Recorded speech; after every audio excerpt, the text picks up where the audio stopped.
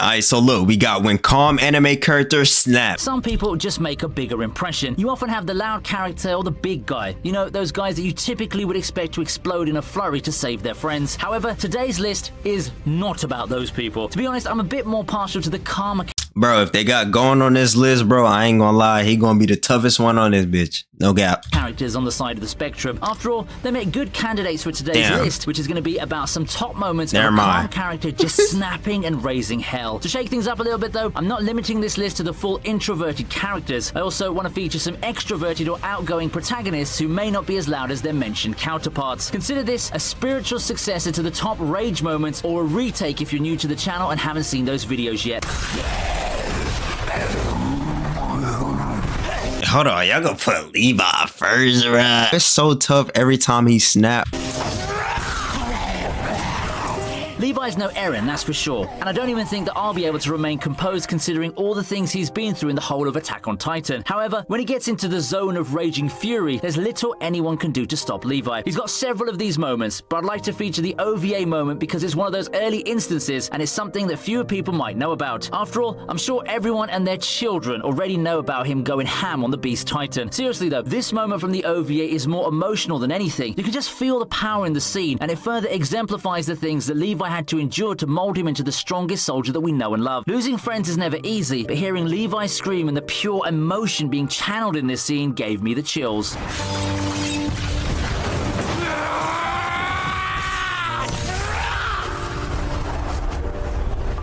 Like, bro, this motherfucker be moving like Sonic and killing these motherfuckers.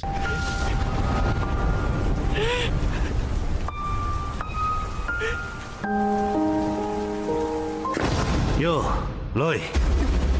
所詮人間混乱してろ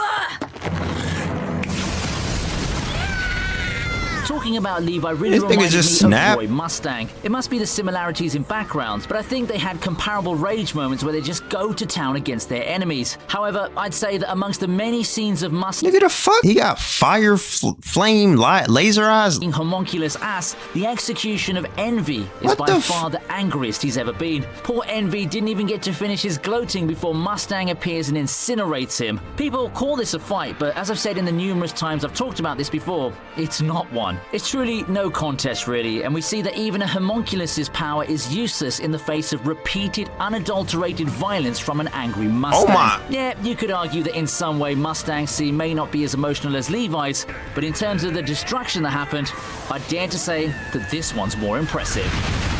This nigga snapping so damn hard, I'm surprised his own fingers ain't blowing off.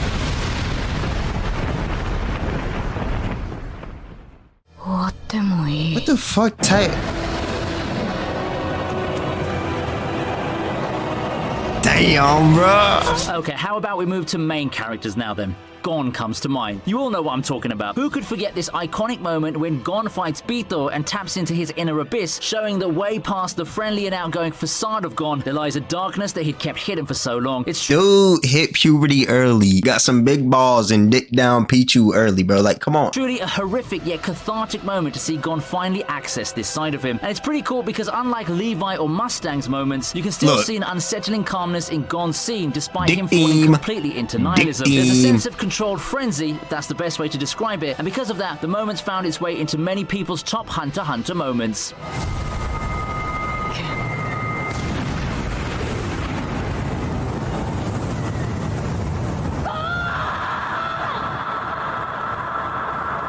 I ain't gonna lie, that was the toughest anime moment ever, bro. I ain't gonna lie, bro. I love that moment so much.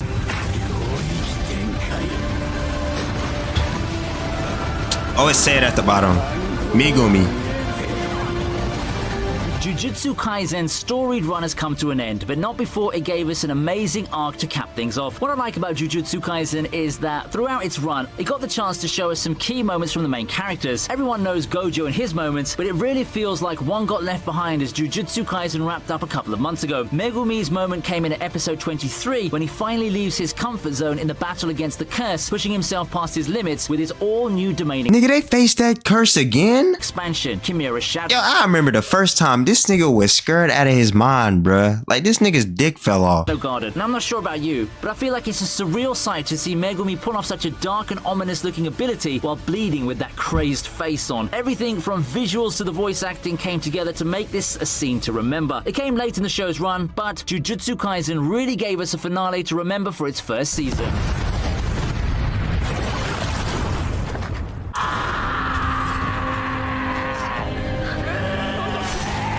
Oh my.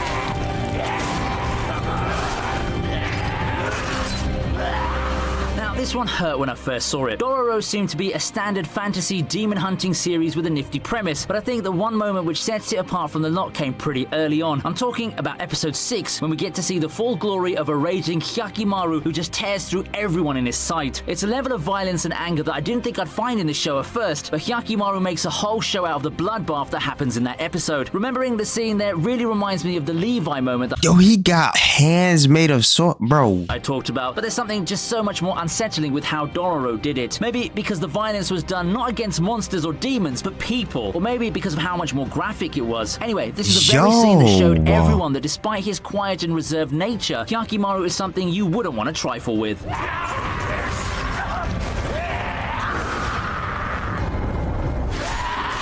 In a callback to Gon's dude, bro, why he go so hard on him, bro? He out here beheading niggas and shit. We have another protagonist embracing the emptiness within. It's Mob with his question mark percentage form.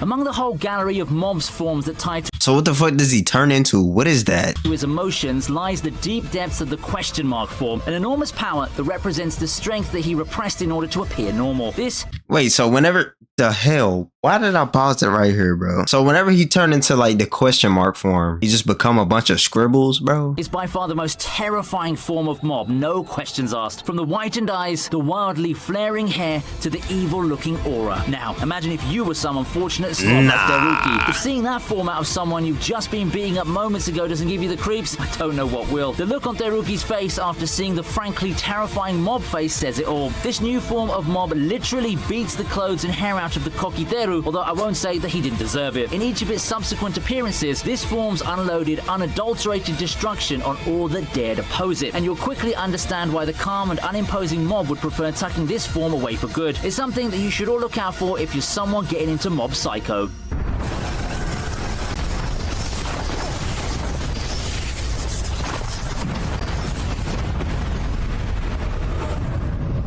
Mob Psycho, that shit looks tough too. I have seen like a few clips from it, but yeah, I got to watch that for sure.